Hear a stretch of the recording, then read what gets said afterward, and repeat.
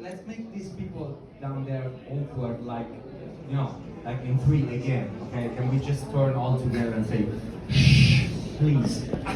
1, 2, 3. Shut the fuck up! No. Yeah, this is nice. All right. Okay. So I have everything. Okay, so I wanted to start with something nice, like what about this submarine?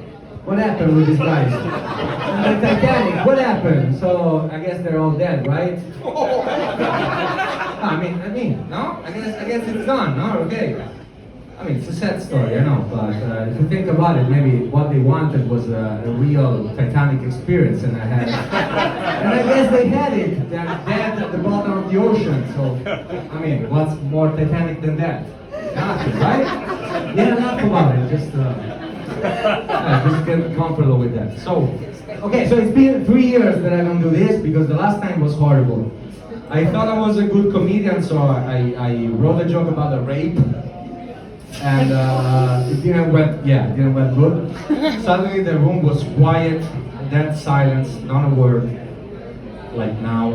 It was the same. It was like a dinner with my mom and dad, but all naked.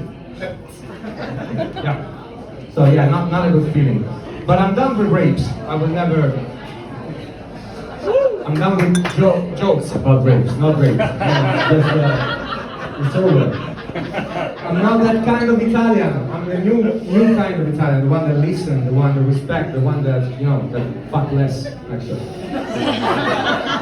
Anyway, so yeah, it's been 3 years that I don't do this, and I start thinking that maybe I should write jokes. Maybe it's better to write jokes about stuff that we experience in the first person, you know, and not like things that. So I felt kind of right when I decided to write jokes about Ukraine, because my girlfriend's from Ukraine. So I was like, I can't do that. Guys! Come on! Just 1 second! Gonna be here for 5 minutes!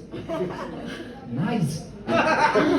So, yeah, I thought I was right when I wrote the jokes about Ukraine, because my girlfriend's from Ukraine, but then I realized that actually I met her after the war, not before. I mean, I didn't find her in a truck with no food, but I found her on Tinder, so I thought I was, allowed to do that.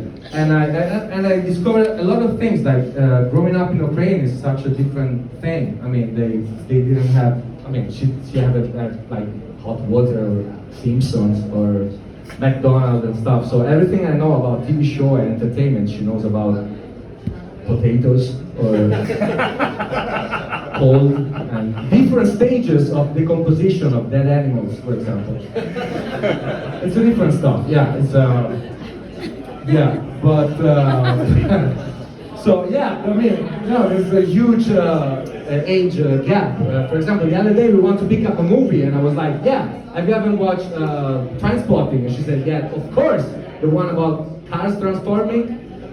I was like, nope, that's Transformers. We were watching some news, and I was like, you know who is Elon Musk, right? Yeah, the actor. I was like, nope. All good, until she said that she hadn't seen The Lord of the Rings, so we had a big crisis, because Lord of the Rings. But anyway, we found out, you know, the way to survive together. And I don't know what else. I mean, I had to write this because I forgot. So I decided to, you know, that maybe it's better to write jokes about categories that nobody cares of, like a group of people that nobody, you know, is interested in, that give nothing to her and ask for nothing in return. And I thought that category is for me skaters. Is there any skater in here? No way. I guess we could recognize them because they always bring their fucking skater. Skate. I mean, is anybody bringing their cars in here? I mean, no, so fucking stop to do that, you know? I really don't like them. I mean, it's been a lot of years that I don't really like them. And for a lot of reasons, I guess, for example, I have it here. I mean, for me, they're super selfish and egocentric. Because if you think about like skate parks that have been built out of city, they're always fucking empty. But as soon as you have to go to Raval and buy some milk, they're fucking everywhere. Because, you know, they need attention all the time. There's always one guy looking at them, recording them. I really don't like them. And also for another reason. For example, the sound that they produce is horrible.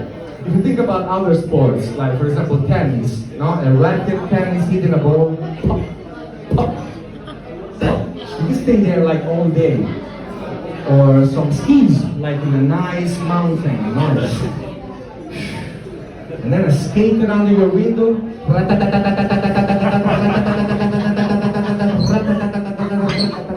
Fucking hate them. And yeah, I mean, I have a lot of reasons why I hate them. But I know, I mean, I would like to be one of them because they're fucking hot. That's true. And I know that every girl, how many of you girls here had the skater phase?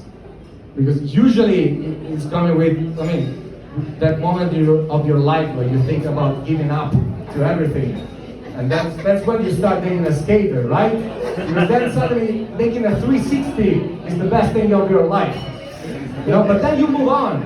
Because it's like watching the TV show Friends. After a while you feel like you should start using your brain again. And stop dating skaters. But I would love to be one of them, yeah. I know that. But anyway, so what I want to say is that I made 36 years old last week. And I was expecting this, and I'm broke. That's another thing. I didn't expect to be broke at 36 years old. I mean, I'm good with 36 because it's this age where I realize that I will never make my dreams come true.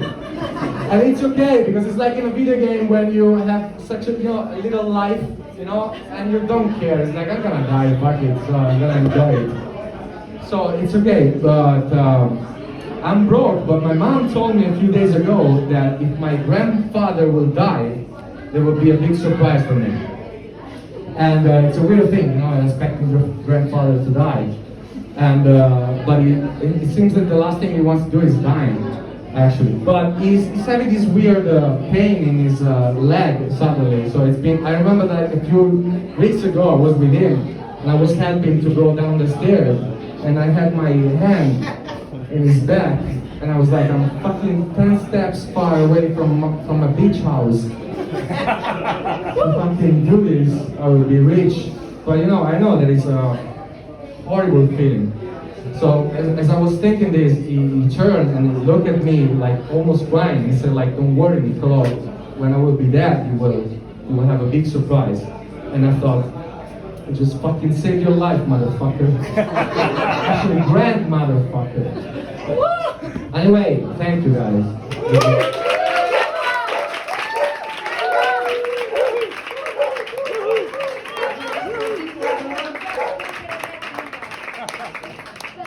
Okay, we are reaching the last performer of the second half.